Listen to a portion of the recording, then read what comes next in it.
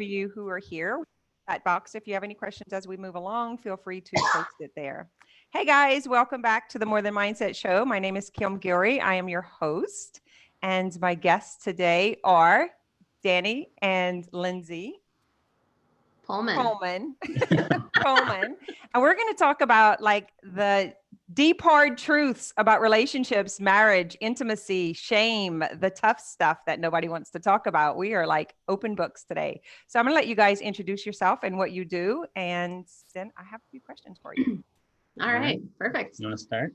Sure. Yeah. So Danny and I, we are a couple. First of all, hi guys. Hi. How are you? So I'm not sure where to start. We've been married for about 15 years. Is that right? 2006. 2006. Yeah. 14 years. Okay. 14. We've known each other for 15. So There you go.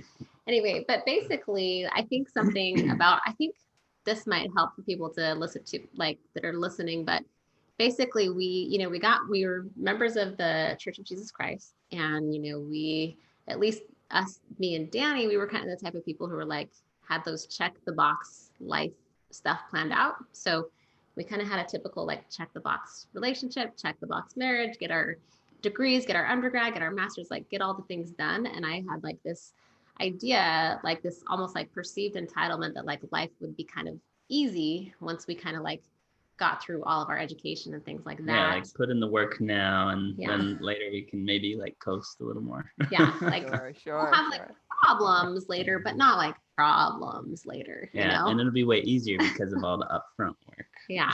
So why don't you take it from there? Like, what was happening for you? What started happening for you?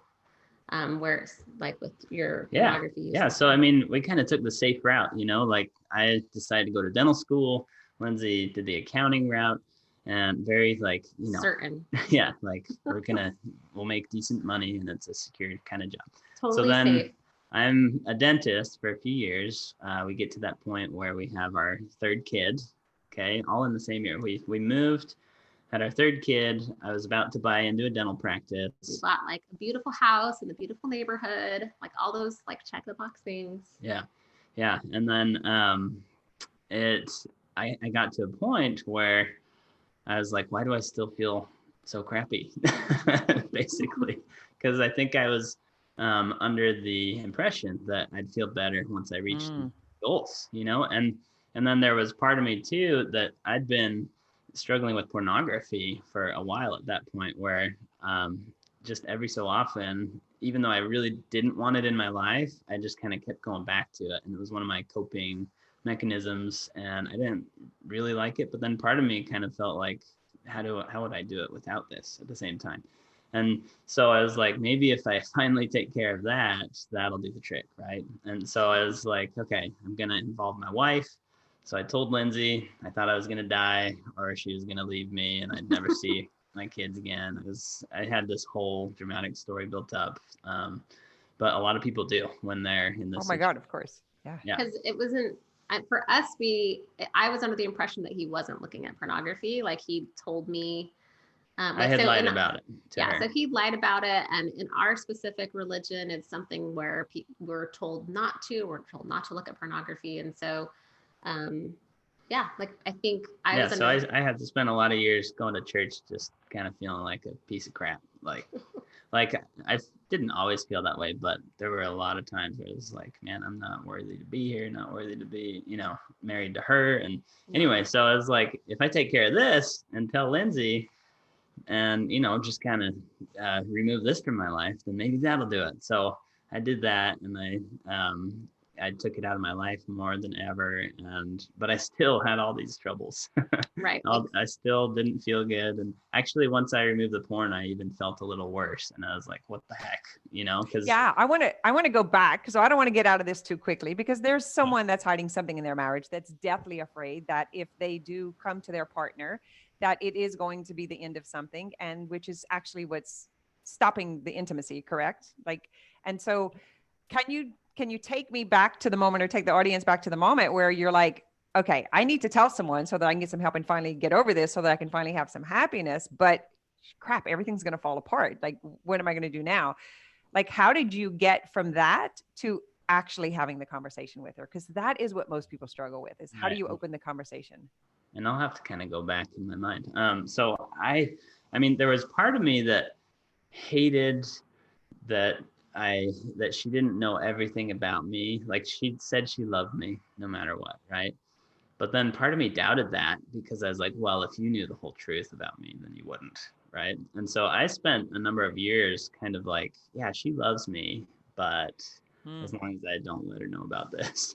And that kind of sucked. Like, it felt and it wasn't even coming from her, right? This was my whole story in my brain. Like, For you know sure. what? Maybe I'm not lovable with this Yeah. as part of my life, right? But I didn't realize that till later, that it was coming from my brain. I thought it was like, you know what? Like, if I tell her, I I could lose her. I could lose all the things most important to me, right? And then, the position a lot of guys find themselves in is, it's like, you think, and we've kind of been brainwashed to think this way.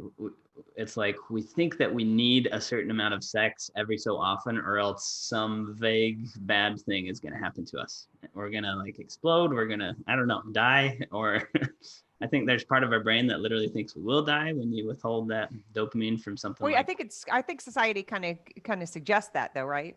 oh yeah, it's, that message is everywhere. It's in all the shows. It's, you hear it from your parents or community, even at church. You hear Which this. means what about someone who's single, someone who's not married at all, someone who's married to someone who can't, like, Yeah, yeah. So it really what my doesn't make much church sense. leaders that I would talk to about pornography, some of them told me like, oh, it'll get easier once you're married. And a lot of guys think that, but it doesn't. It has nothing to do with how sexually active you are. It has everything to do with what's in your brain. Anyway, so a lot of guys are in this position where it's like, okay, I think I need this sex every so often. So if I tell her about porn, she's not going to have sex with me. And I'm not going to be able to access porn as well, because then she'll be onto it, right? Oh, she'll So, catch so me. it's kind of like this, whoa, like it feels like this giant leap that if you don't even know that you can go without sex or porn for a long time and don't have that confidence, it can feel just overwhelming and terrifying. And so I was kind of in that position, but then at the same time, it was like, you know what? I just want to know at some point, like if she knows the whole truth about me, I want to know how she feels about the whole me. And I knew it was something I had to do at some point. And so, I mean, what I did. Well, and I think maybe before going there, like he's had some mental health stuff going on that he wasn't aware of at the point either. And so like that was kind of starting to come to a head right at the same time that you decided to tell me to. But anyway, keep going. Yeah, I'm Yeah. curious about like it sounds like there was something inside of you that was ready to expose the shadow, like It not was. have this. And to be honest, there was for a long time. Like, I had a lot of times where I almost wished I would get caught by her so that she would know and I wouldn't have to like be the one to tell her. Right. I was Like, never And then she on. could finally see you were not worth being married to, right? yeah. 'Cause Yeah. that's Yeah. really what Something like our that. craziness is all about. You never Yeah. left like a journal out open, like on my bedstand for me to. No. And thanks for not leaving like an iPad. Yeah. But part of me like wanted to get caught. But then For it it to was be like, over. it's something. I don't know. Yeah. Just so that, yeah. So that So because I wanted her to help me too. I was like, it seems whenever I looked online secretly, like, how do you stop looking at porn, and like erase the search history? And it seemed like people need the support of others in order to overcome this. So that was another thing where I was like, you know what, like if I really want to take care of this, then I'm gonna need to involve Lindsay, and I want to involve Lindsay. So it just got to that point, and I realized all that other stuff didn't really help. I was like, I think it's time. And I think I finally felt safer than I ever had to that point in my life too, which helped me to be like, okay. So I told her, I was like, Lindsay, I was like, I'm going to tell her that I have something to talk to her about, so that then I'm kind of locked in to talking to her about oh yeah, something. I'm forced to follow through. Yeah. So I told her that morning, or Yeah, you like sent me a before text. work.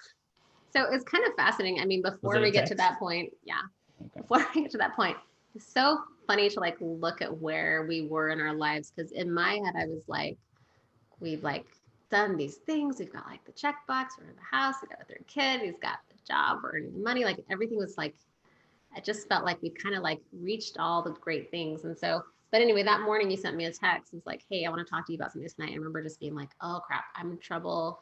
I did something wrong. He might be mad about me, like mad at me about something. So that's kind of where I was at because I just had no idea. But And for me, like as soon as I don't think I hit send right away. I think I stared at the screen for a good long time before I was like, am I really going to have to give up the toys forever, the chocolate forever, the pizza, right? It's like once we say the thing, then it's like over. Our brain is so crazy.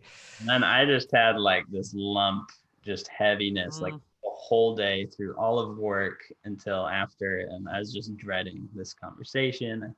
I thought something terrible was going to happen. But I was ready. I was at a point literally where I was like, you know what? Like it's important for me enough for me to take care of it at this point that even if she never wants to be with me again and wants a divorce, like I need to do this. And it's one of the bravest things I've ever done just because of the story I had going on in my brain and that I actually still did it. It's one of the bravest things I ever did, which, to some people might sound funny, but it just is for me. And I think human vulnerability is the scariest thing ever. I mean, it's much easier we were talking about this yesterday on the interview in the More Than Mindset group, it's much easier just to go and have affairs than it is to be intimate and tell your partner what you really want or what you need, really, right? It's much easier just to escape that and go somewhere else and not. No, the real stuff is actually a lot scarier than the fantasy stuff, right? And what I love about the way, Lindsay and I have talked about this before is you don't put that in a box of this like terrible thing. It's just the human condition. It's one of the things that the human does. It could have been gambling. It could be overeating, whatever the shame is, whatever the shadow is. It just so happened there's like that little extra shame about it because it has to do with sex, with any of that kind of stuff that it has that extra, but so does money.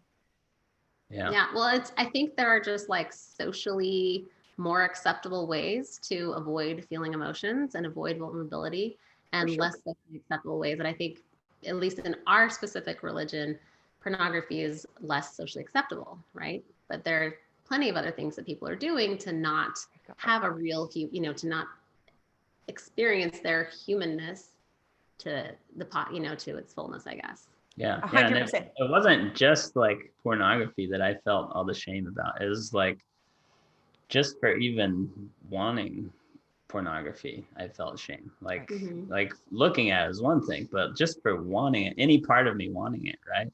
And then for any part of me like wanting sex outside of kind of the way we were taught that is appropriate, just for having any of those urges, like I would judge the heck out of myself just for like having a thought about whatever, that now I understand, like, what, like our brains are meant to have urges and we kind of teach them that desire, teach them to want those things in those ways on accident, right? Or we just pick it up along the way from society, wherever. It's an idea. There was an idea and we followed through with it and then we liked it. Like, but I would just make myself feel so terrible just for even ever wanting it for a second in my life, So, but that's the part about denying humanity that I think we are conditioned to believe. Like we shouldn't feel envy, we shouldn't feel shame, we shouldn't feel jealousy, we shouldn't feel sadness, we shouldn't, like all of that stuff is wrong. But it's actually our human experience. Like we've denied 50% of our humanity has been denied. Yeah, pretty much. And so, it's socially acceptable to overeat. And we can tell very clearly that is a problem. But it is more socially acceptable to overeat, to go to a buffet, triple up your plate, than it is to go to, like I'm saying, I'm using gambling or, pornography, whatever it is. It just has that little extra layer of shame. Yeah. So when I stopped, took pornography out of my life at first, I gained like 40 pounds because I was like, well, eating's more acceptable. So it's true though, right? And you still feel terrible. Yeah. It was the same thing. It was the exact same brain patterns. I was just using consuming in a different way to deal with it. He also It went was through the like exact it same was like porn, video games, food, video games. Yeah, I used video games more to. I use work. I use Mhm. work. I love work. That is for sure my way to avoid out being bored or being unsatisfied or, just having to be with myself just in nothing land. I'm like, bring me some people's problems. Cool one, I think I'd a lot rather work. more than some of the others. That's socially acceptable. Yeah. So what I loved about whenever I talked to Lindsay and I talk, and we did, have the conversation about, because I think I had contacted her. It was more about the sexless marriages and the shame about that. And, I had a lot of clients who were coming through with this, this whole thing. And we had the conversation about actually even that was conditioning, that you should have sex so many times, or you should be active, or you should, because it didn't make sense in my mind that, like, I was like, I have single friends, like, you're like, how can this be? Yeah. Mm-hmm. It's kind of like you're going to hell if you don't go to church on Sunday. And I'm like, well, what's happening during Corona then? Like everyone's going to hell in a handbasket. Yeah. I mean, once I told you about this, like, what were some of your things that came up about sex? Oh like, my gosh. your own about image. my body. Like, oh, it was better. What he was seeing was better than you. Oh my goodness. Yeah. So, and I mean, I can also, like, what comes to my mind too is like just a lot of the things my clients see too. But for me specifically, when this happened, my immediate, like, it almost felt like instinctual, to be frank, but like my reaction was like shut down, dissociate, like, from my body, and like just kind of totally kind of shut down. So that's kind of what I did, like, physically, emotionally, and mentally. And I remember being really annoyed when, like, the first person I told outside of that wasn't him was like, go look at church manuals, and there's like these awesome programs in the church, and I'm sure they're great things, but I just remember being like, this is not fair. Like, why do I have to go through like all this stuff to like fix myself? And so there was that component of it. But then really, like, where it really hurt was like any lack of belief that I had in my inner beauty or my outer beauty, mainly my outer beauty, was like totally brought to the surface. So like one thing I like to teach, like one way that I kind of look at it, that's like a really quick way for people to see, is like, before meeting Danny, and every relationship's unique and different, but like, I didn't like totally believe in my lovability and beauty like before meeting him. So there was like this belief void. Let's say it was like a 40% belief void, right? Like I 60% thought I was lovable, but not really this part. And so belief void. I like that. Yeah. So when he comes into my life and is telling me all these great things, you're so beautiful, I'm so attracted to you, I love you, all the things. I meant it. Totally meant it. No, he totally meant it. And I was like, oh, maybe I am, right? And so I feel like he kind of like filled, like there was an illusion of that belief void being filled by all of his words and his actions. Ooh. But then the thing that happened is when my perception of his actions didn't align with his words, it just brought that belief void to the surface again. Yeah. That makes sense? Yeah, it was always there. It was always there. All of my like insecurities about my body, my beauty, like physicality, all that stuff, like all of that just came back to the surface. So, but you didn't necessarily know exactly what was going on at first. No, right? I mean, like, that's not how I perceived it right when it happened. At first, it was like, well, obviously I'm not perfect. I just had my third child. Like, what does he expect me to look like right now? And, a lot of my clients will say like, anytime he's looking at porn, he's choosing another woman over me. What are some other things that I hear? This is like a direct attack on our family when he's choosing porn. If I were better in bed. Yeah, a lot of women, it like goes to that insecurity in bed. Obviously, like I'm not doing enough things there. And so what I want to offer to you is like, if you do feel that way, or if you've had thoughts like that, like it makes absolute sense, especially considering like the social conditioning and ways that we've been raised, but it's also absolutely not true. So even and I can say that myself. Actually, I think I knew that before she did, that this really has nothing to do with you not being pretty enough or good enough. And so like, it's really just like when I started going through coach training and reading through Brooke Castillo's, like all of her weight loss stuff, I was like, this is perfect for porn. Like it's all the same. Like all of her weight loss tools, they almost directly can apply to porn, because it's kind of like this appetite that we. Oh, you guys froze. Yeah, this is the third week in a row we have some freezing. But, Anyway. but the point there is, you are. like, You through and froze through, for a like, it's moment, not so you'll because have of to you, repeat. It's not because. Sorry. Oh, Which part did you hear last? did you hear? You were talking about how it's everything. The tools are everything, and then you froze. Oh, that's pretty much it. But Who said basically, everything? I think you did. Okay. But you go ahead. basically, like, It had nothing to do with her. he said that, but like, because I had this perception that like when men look at porn, it's because, you know, something like their wives aren't gonna, whatever it is, like, I just could not believe that. Like, I was just like, no, it's because I'm not beautiful enough or good enough. And so it really like, just, it literally felt like a dagger. Like I just been like pegged like so deeply in the heart. And, you know, I look back and I think part of it too is like, he was one of my most like foundational, like to me, like the strongest relationship with another human I've ever had in my life. Like we had, like, I just always felt, I felt more trusting of him more for a more consistent period of my life than like anyone else. And so when that perception, my perception of that changed, it really made me just like start questioning everything. Like, well, if that wasn't real, like what else wasn't real? Like, and it really can like mess with your brain if you're not, yeah. Well, basically. What was your first thought? Like when he's telling you, what was your first go-to unconscious limited belief? For me? Yeah, for you. Like, it's probably something like, I am a porn addict's wife or something like that. Because I remember with the label on, right?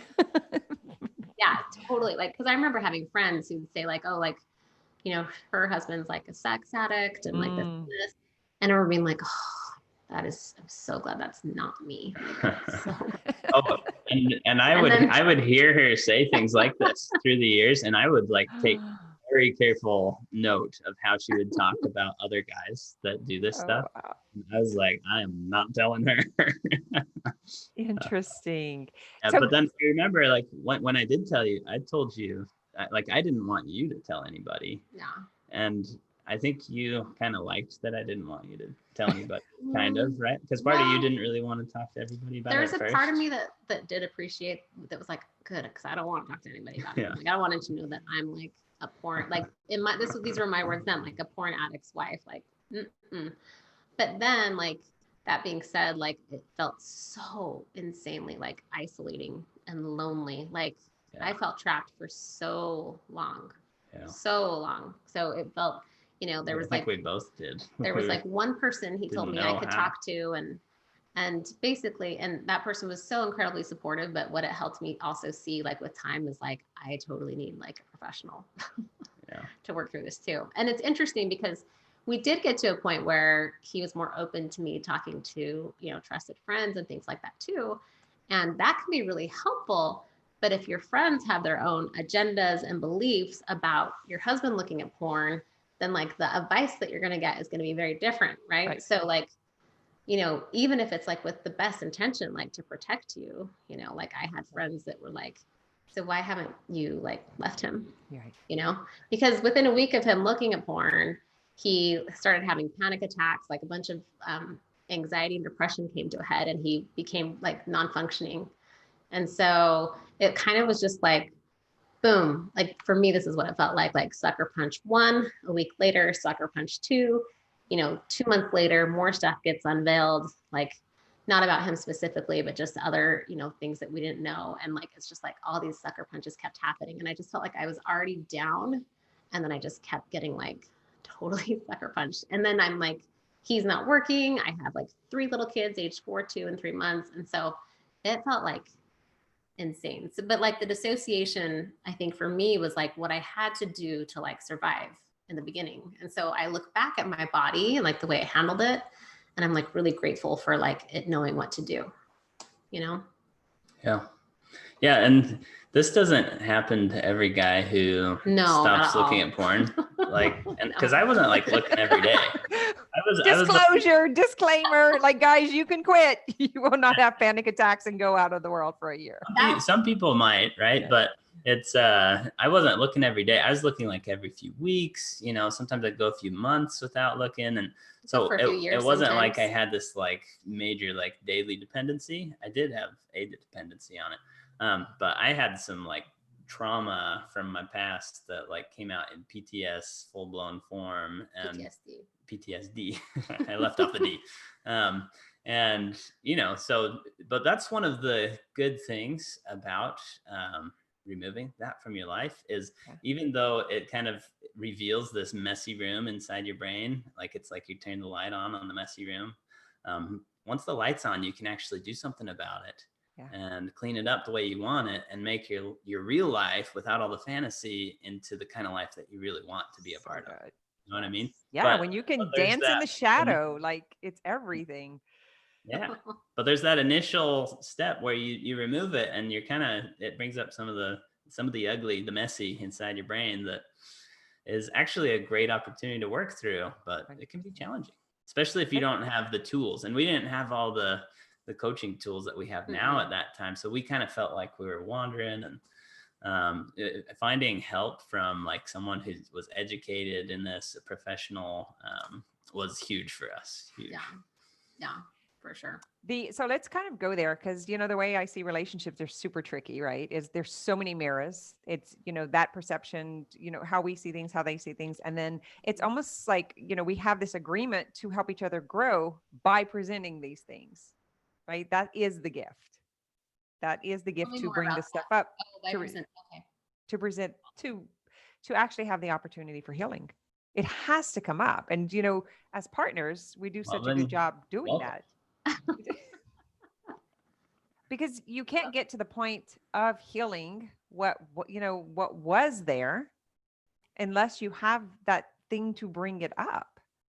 Yeah. People are going through their entire life with mask and hiding shadows. Yeah. With the beautiful house and the great degrees and that dissatisfaction. You just happen to respond to the dissatisfaction, which allowed the stuff to come up. And then you guys had the willingness, the commitment, the tools to work through the process. Like, that's what I think was so interesting and why I wanted you to come on. I was like, listen, nobody else wants to talk about this. Would you come and talk about it? Because you went from don't tell anyone to tell one person, and now we're on YouTube. Yeah. Yeah. And I was telling you before we started the show, like every bigger step of sharing this was terrifying for me and brought up some more of my limiting beliefs that were, you know, when I identified those, it's like, man, I'm still a real jerk to myself. And it helped me to work through and take things to the next level. Right. But that's like one of the big reasons I love doing what we do is I love being a pioneer in that way, because there are so many people that struggle with this in the dark, in the shadows, shame and secrecy, and don't know what to do, don't know where to turn for help. And everyone else adding to that shame, you know, trying to keep it a secret and hushed doesn't necessarily help that. But seeing someone like be willing to be open about it, I just think that's huge. It's been huge for me to see other people do that. And I love now that I'm in a position to do that, I love being a part of that, being a pioneer in that way. So I'm right there with you. And it's like realizing like that's the whatever the thing was that we go to, guys, because it could be, I mean, it could be, Lindsay could be have an addiction to purses and be hiding, you know, the credit, which I've had that happen where I had clients who used to send their credit card statement to my business so their husband wouldn't see.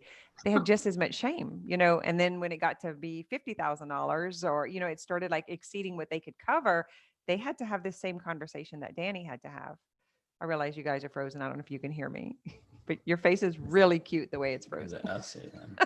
You're both in surprise. But what I was saying is, you know, in this case, it was porn, but it could have been a credit card that accidentally got itself up to 5,000, 10,000, all the way to 50,000. And then, but it's the thing that presents what needs to be healed to come up. And every opportunity to speak a little louder, to have a bigger audience, brings up more. Yeah. I remember. Shame is never easy. No. But it's very human, and we're all meant to have it. You know, I think it's part of the human experience, you know? Yeah. And I see remember, it now as my powerhouse. Like, because I'm willing to experience pain is why I'm willing to have so much opportunity. Mm-hmm. yeah.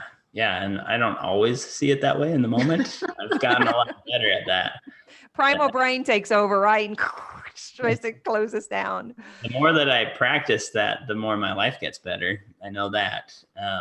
But I remember even for a lot of years looking back at this experience of my hands starting to shake as a dentist, and pornography being the thing I turned to, and all these things. I remember just kind of looking back with such a negative lens, right? But then as I started thinking about it, I realized, like, you know what? Like, me stopping working because my hands were shaking led to all this healing that I didn't even know I needed to do. It led to me having a better life than I knew was possible. Mm-hmm. And all that pain and stuff that came up along the way, it became my greatest teacher. And so now I'm at this point and I look back and I can literally be grateful for my experience with porn, and even all the PTSD stuff I went through and the trauma that was part of that. Like, it was meant to be. Like, I don't want life without that stuff. You know what I mean? Like, I want my life with it because of what it's allowed me to 100%. go into. So It's just the thing you were using to beat yourself up at the time, but the truth is you were beating yourself up anyway. yeah. And even when I removed it, I found other ways to beat myself up. And we always will. And this is for everyone who's listening. That's why the relationships bring up so much stuff, and it's so tricky, but it's actually just it's for us to grow. We made that commitment, that contract. It's like, hey, let's grow together. We're going to not like it sometimes, but we're committed to doing it. So what are your big relationship things that you see with your clients that come to you? What are the big things that you see? I think what we're talking about right now is it's whether it's porn or, like I'm saying, the overspending, or the libido, like a libido, not wanting to, not having desire, and realizing, like, but I really love him, and I really do want to be intimate, and I really do, like, it is important. Like, why don't I have this? And it is unresolved trauma that's lying in the body that won't allow them to go there, because when they get close to that intimacy, or when they get close to that vulnerability, that's where, like, that grief kind of comes up, and they don't have an association with knowing what it is. And so they look at the partner, they look at the person, they look at themselves, and they just go into how we do anything is how we do everything. They go right into blaming themselves and self-defeating, and not realizing it's just the thing. Like, pornography is just the neutral circumstance. Same with overspending, same with lack of sexual desire. Like, all of it is just the thing. Are we willing to explore it? But when we are beating ourselves up and we're in the feet about it, then we're in resistance. And so we don't have the opportunity to have the awareness, because the nervous system takes over and goes into that fight, flight, defend. Yeah. And then we lose access to being able to see. And so when we first talked, and we talked about you guys coming on, I was like, let's talk about the vulnerability and the shame, and how hard it was to have that conversation. Because if there's somebody out here who's watching this right now and they're like, I really have a lot of shame about the lack of desire for my partner. Like, I have a lot of shame about, like, I'm so unfulfilled and unsatisfied that I need to go to the casino. It's the only thing that gives me a hit. You know, it's like opening the magazine gives you the hit, or, you know, eating 2 cheesecakes, you know, gives you the hit, whatever it is. It's like, I truly see it as neutral, all of it. Just because the conditioning of the world makes one worse than the other, it is just simply not true. Right. And I would say, for like my women or any female listeners, like, if it feels like pornography is different for some reason, like, just, I think it's also good to just acknowledge that it's very normal to feel that way and to judge yourself. And a lot of it just has to do with ways we've been taught or experience, you know, the ways our brain has absorbed information about our experiences that we've had. And so sometimes I just like to offer the idea, like, if you can just open up to yourself to like 1% of a belief that maybe, you know, pornography is a coping mechanism that is similar to other ones. Like, just open yourself up to that little possibility. Like, even that is just like enough for the moment. Because I know for me, like, if someone were to tell me, if I was like hiding the porn, you know, if I hadn't told anybody about it, and someone, you know, jumped online and was like, by the way, porn is just like gambling or overeating, I would have just been like, no way. You don't understand. You don't get it. like, obviously you don't get it. And so, you know, if you don't have to be where, where I might think where I am right now, or where Kim is, and it's totally okay. Just where you are is totally okay. And if you want to open yourself up to the possibility that, maybe even 0.01% of that is possible or true, like just doing that will help your brain maybe find more evidence, like go from 0.01% to 2% to 3%, And you could be on your way. It could actually be the first step on your way to a better marriage than you ever knew you could have, which is what we've experienced at this point. Like things are better than ever before. Yeah, for sure. I didn't know that I could feel this open and loved in free. You know what I mean? So free. And for Lindsay, like speaking from Lindsay's part, from the wife's part, is it's what opened the ability to heal the body shame. It was there anyway. It was there anyway. You wouldn't have had the opportunity. It's like, that's the favor he did for you, right? That's what I mean by the relationship. Probably, right? Well, I like to think, I think the thing is, it was there. It wasn't even something that had to just come up. But I like to think of like, I didn't feel like I was ready to deal with it all, but like, I love to think about how coaching has enabled me to like accelerate my belief in like my love for myself and my body more fully, And so, maybe for us, it happened in this way where it was brought up, it was brought to my awareness with my learning of his porn use, but then I was able to take that and get, professional help through a coach so that like I could accelerate that, like learning that about myself. It took me like, a few years instead of 30 years or 60 years, right? And how powerful and impactful is that for me in my own life, but also like our marriage is so much more enjoyable. And then I now get to teach this stuff to my kids, Oh, yeah. This coaching absolutely accelerated everything for us. Yeah. Another thing I thought about in terms of like being open about this stuff in a relationship is early on, like I hated telling her because I didn't just like go cold turkey after telling her that one time, right? And most guys don't. It doesn't really work that way. And so, but I wanted to tell her and be honest, and I just hated it because she'd get upset and I didn't know how to handle that. I thought it was my fault. All her upset was my fault, even if it didn't have anything to do with me. And, but I remember I had this shift at one point where I was like, you know what? Like she might be angry or ticked off, pissed for me looking at porn. But like, what if she was just like, I don't care anymore. Like I recognized like she could just be totally apathetic and disengaged. And I started thinking, you know what, like the fact that she has some big feelings and pain about this, maybe that's actually a good thing. Maybe it shows that she's in this. She cared. This is important to her to figure disappointment. out. Yeah. And the fact that I have all this pain and disappointment and frustration, maybe that shows that I'm in this too. Like we're both in this relationship. We want to figure it out. And so I guess what I'm saying is sometimes that pain and frustration and all anger, whatever, like sometimes we think, maybe it's a bad thing, or we just want to get away from it, or I shouldn't have so much of it. But at the same time, it could actually be a really good sign that you both are in it and want to figure it out. And Martin Luther King Jr. And that was really helpful for me to make that shift in my brain. Yeah. And I just read a quote. I think I did a post on this like a week ago, but Martin Luther King Jr. said that there can be no great disappointment without great love. And I think that's like such a beautiful way to say that, And the thing is too, is like you can be disappointed in someone and love them at the same time. And so I think sometimes like we think it's like we're either all in or all out of the marriage, or we're either getting married or we're staying married or getting divorced. But there's so much more, like when you just let yourself like hold the tension between two thoughts or two ideas or two decisions, like you allow your brain to open up to so much more of what could be, Yeah. You can love someone and take space. You can love someone and choose not to trust them in all. Someone set incredibly healthy boundaries. Yeah. You can love someone and be angry at them. Like, I think sometimes we think there's a little like either or, but really like, I think it's so powerful to remind yourself of all those things.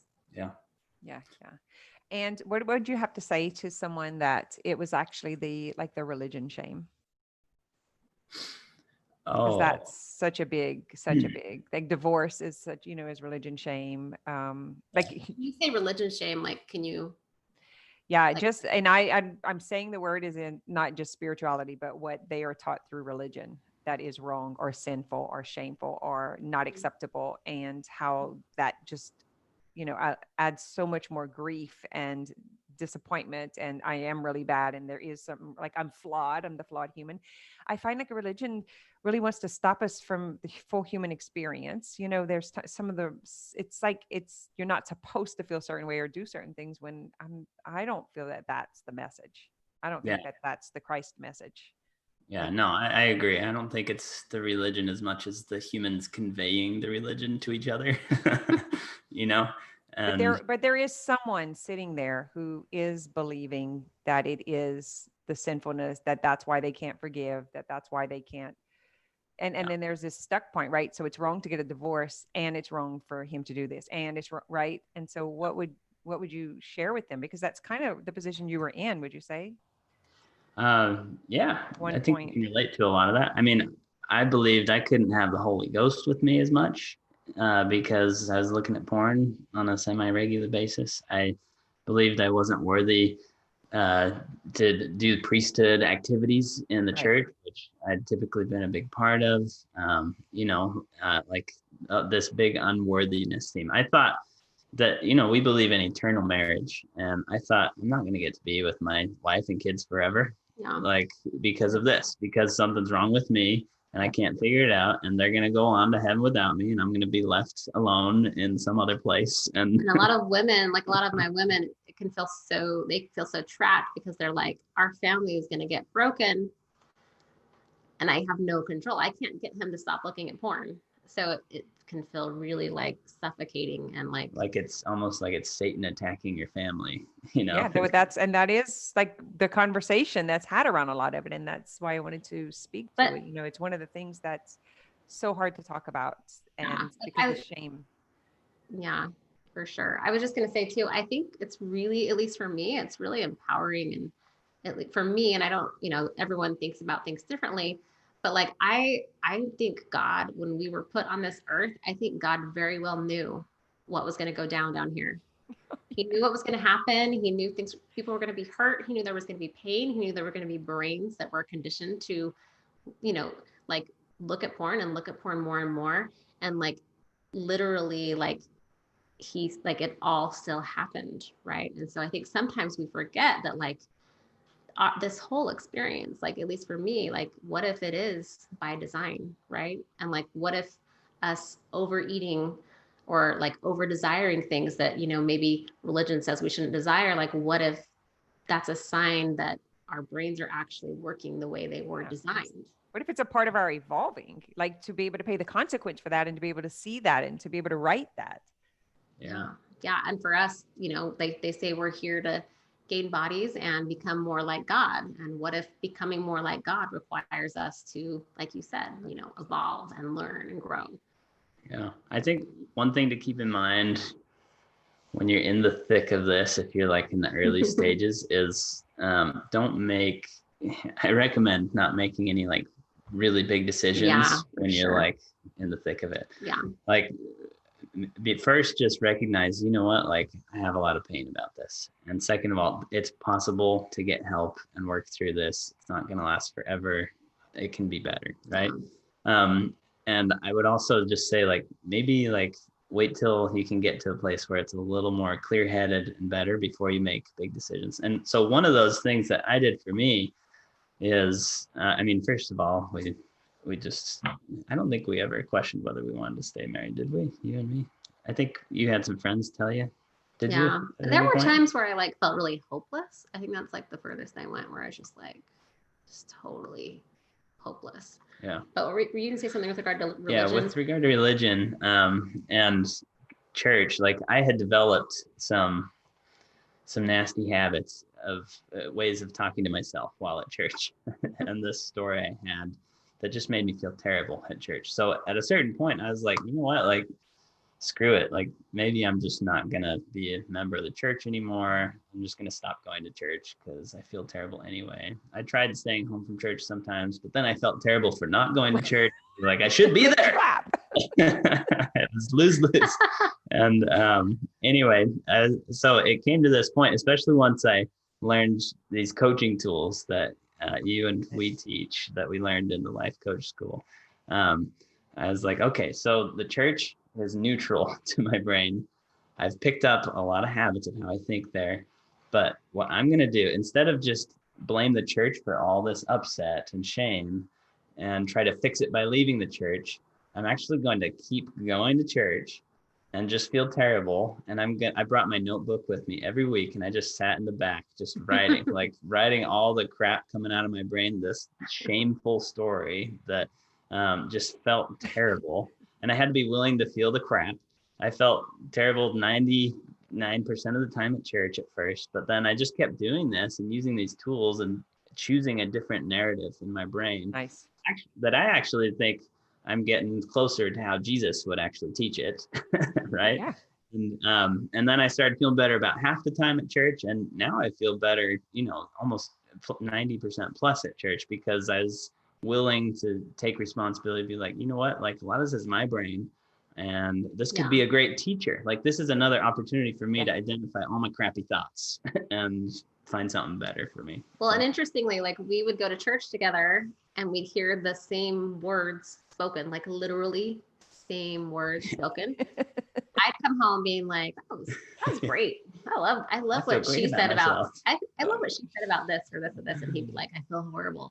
So I think it's a sign that like, there's so much of what we hear, and then there's how we interpret it, And then I think too, like sometimes people are like, oh, it's the religious culture that's like layering on this guilt or this shame or this judgment. But I think, from what I've experienced with clients and people, it's almost like wherever you live, there's going to be some layer that kind of like adds, that might, perceptionally, that's not a word, but like where we perceptively like add a layer of shame or guilt or something like that. So, so I do have a client that lives in the South, and they're like, well, you don't know what it's like in the South. It's different here, so there's their own. I agree. It's not neutral. And in Utah, we'd be like, you don't know what it's like to be Mormon. I know. I do. After I started traveling and teaching in other rural areas, I realized that it was not just here. That's why I kind of started working towards other rural areas. So, everyone has their, but you don't know how it is in India. I had a consult with a guy in India. You don't know how it is in India. And Lindsay just said it too. And I said that no matter what it is that you choose, whether it's running over the credit card or the thing, and she was like, no. When you're in it, you do think it's worse. Like, if somebody would have told me that, I was like, no, you have no idea. This is like porn. Yeah. Like this is so much worse than 3 cheesecakes. Yeah. And that's totally what I believed. And so like for my people, I'm like, don't worry. Like if that's where you are, like it makes absolute sense. And what if there's more? Could there be something else, Yeah. And there absolutely is. There just for sure is. It's so possible to change your brain, change your relationship, change your marriage, change your habits. Like it's so possible. Yeah. And you can create the life you want for you. It's important to, because if it's not possible, then what's the point? Like why even do anything to try anything toward your goals, right? So this is one of the first questions to ask yourself, like, do I believe this is even a sliver possible to change any of this for me? Like, and just make sure that like, if you can just hang on to a sliver, then it's going to help you move in that direction that you ultimately. If you can just poke a hole, poke a hole in the theory, just a little start and explore. Yeah. So someone says, oh yes, can't get a divorce no matter what the marital issues. And porn was just one of the many things my ex did. I think she was relating to the religion part, like where there's that feeling trapped of I can't. And then you have that dissonance, like none of this is what I want. I'm here. I believe I can have it. And there's absolutely no way. I have no proof and evidence, and that's self-defeating. Yeah. And I think, I have clients who think like, if I get divorced, then we have like a broken family. Right. And so sometimes just like getting really like specific, like what does that even mean? Like, what does a broken family mean? Does it actually mean that like your kids are doomed forever, or could it mean something else? Right. And so, it doesn't have to be this either or. Your family isn't broken or not broken. And it's definitely not defined by whether a man and a woman are, committed, like have a piece of paper that says they're married, like sleeping in a different house. Like that's it. sleeping in a different house. So Yeah. this is good stuff. Thinking So about- I would, thinking about something. Oh, go ahead. yeah, I was gonna say, is there anything that I didn't ask you that you would want to tell someone else who was in the position that you were in? How, that is even as scary as it is, and that's feeling so raw and vulnerable and deathly afraid, because it's what your primal brain will tell you is like, you're going to lose everything. This is it. This is the moment where it happens. Wow, that's a good question. What would I say? I mean, one thing I heard early on that helped me is I'm not my thoughts and my feelings. Just like acknowledging, like, that's not me. That's not my identity. A lot of times we feel like all of that is like us, but it's not. Like, we are something much deeper and different. Our brain is doing all the thought feeling stuff. We're something else, is what I believe. Yeah, I'm not my thoughts and my feelings. And then, all of these feelings that are so uncomfortable. No feeling lasts forever. That's another important thing to acknowledge. Like, it just can't. No feeling can last forever. And if you are looking at some way of changing and adjusting your life, and you find your brain is kind of freaking out about it, and you have a lot of uncomfortable feelings about it, it could actually not mean something's gone wrong. It could actually mean you're onto a good track of like something that's going to take you toward what you are wanting for yourself. So just remember that discomfort. It doesn't mean like something's gone wrong, got to get away. And that's our initial reaction a lot of times. But if you find yourself like thinking about getting help with a porn habit, or getting a marriage coach, or thinking about talking to your spouse about this thing and having that big, heavy lump in your chest or whatever, like, just know that, I lost my train of thought there. The worst thing is you're going to feel that feeling. Yeah. The worst thing, if you feel like really uncomfortable about it, it could be actually a sign that you're headed in the right track, the track that's taking you towards like your best life. Yeah. Yeah. And for my ladies, for my women out there, like, I really just like to help them know, like, whatever you're feeling is normal. Like, you're not crazy. And, just simple, like, I like to remind people, like, how can you have compassion for yourself in this moment? Like, why does it make sense that you feel this way? And I think just that simple act of holding space for yourself is like totally transformational. Like, just, being aware, awareness is transformation. Like, you're literally creating new neural pathways in your brain by just allowing yourself to be and sit with yourself and be open to all the thoughts that are coming, and so I think just helping people see, like, whatever you're feeling is normal and things can get better. Like, they really can. And you can get out of pain if that's what you want. And even if it feels one-sided, like you're the only one doing the work, like, that can make your life so much better. Even if you're the only one doing the work. Yeah. Sometimes we think it's got to be both people that work on it at the same time. Otherwise it's not going to do any good, but it's just not true. You can drastically change your experience of the marriage even if it's just you working on it. Because it goes back to like your mirrors, right? Because even though like we're in the same marriage and we're having the same conversations with each other, our perception of our marriage is what we create it's how we interpret the words that we hear and the words that we say. And so, you really can change your marriage by doing, being open to doing some work on yourself and like turning inward and focusing on what you can control, and it can be scary because I think for me, like, it was easier to look at him and what he was doing to recover and get better. Like, that was so much easier to like watch and want to monitor and pay attention to and like make sure he goes on runs than to like actually like turn inward and like look at my scary stuff and like look at my fears and my lack of belief or my beliefs of myself. That is the work. Yeah. We were both under that impression, like, let's fix me and then we'll both be happier. We both bought into that. And I had like but like the thing is, like, my intentions were like with where I was, like the most like pure intentions. It's like, let's just give everything to him. Like, he's totally suffering. And I think for my women too, like, if there was one thing to remember too, is like just because like his outlet was porn, like, it doesn't mean his pain was different or more severe than my pain that I'm creating or experiencing. That's so good. So, like, my pain is pain too. And so we don't need to like decide that his pain is worse and we need to invest in him first, So I think that's something that a lot of women do, is like, we discount our pain in the name of like helping other people more, but like there's really no way to compare. And so there are other ways that you can do that to take care of yourself, no matter what other people do with That's their really good.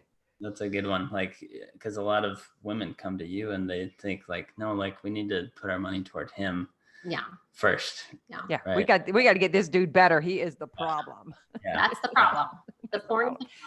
Yeah. So let's end with this. That's kind of, so the obvious question to me is, if someone was watching, they would be saying, so do you do coaching together for couples? So let's just clear that up, and we'll leave your contact in the show notes, but let's just give a moment to So we do individual coaching because we totally believe in creating safety for the individual. And so I wouldn't say that I'd totally rule out couples coaching, but like I think it's easiest and most seamless to create safety if it's like for me, one-on-one with one person and him too. And like a lot of the therapists that I talk to and people that I work with, they say it's like turning inward and like just working on yourself for a while. And then seeing like how interdependently you can kind of come together once you figure out how to take care of yourself more. So yeah. So one-on-one, I work with the person trying to stop looking at porn, and she works with the spouse. So far, all my clients are guys, but that doesn't mean there are women that struggle with the same thing. And I have a few guy clients. You're a human with a brain. Yep. Yeah, it's a lot of fun. We love it so much. Like it's just, we love our people so much. They're all so amazing and so brave and courageous. And yeah, it's just so fun to work with them. It's been fun to get to a point where like we've finished with enough clients at this point that we're like seeing that this really just does work, you know, and a lot of them come to us kind of like me, like, or Lindsay, like we tried all these things, different kinds of therapy, 12 steps. A lot of people go to 12 steps when it's an addiction thing, or they think they're an addict. Yep. And then they come to us, and it's like what we hear from most of our clients is this is the most useful thing we found out of all this stuff. Or it was such an important next step, right? And that was our experience too. Like this particular coaching method is just, it takes all the best stuff we learned elsewhere and like takes it to this next level. Yeah. The safety and the relatability, you know, I think is really the beauty is we just need people to relate and understand and be able to hold the space without judging and forcing and making us think we need to be different than what we're actually experiencing, when we just need to experience what we're experiencing. So I'm going to go ahead and take this off of the YouTube live. And if anyone has any questions here, so you can say your goodbyes. All right. I think you're frozen. It's a cute face though.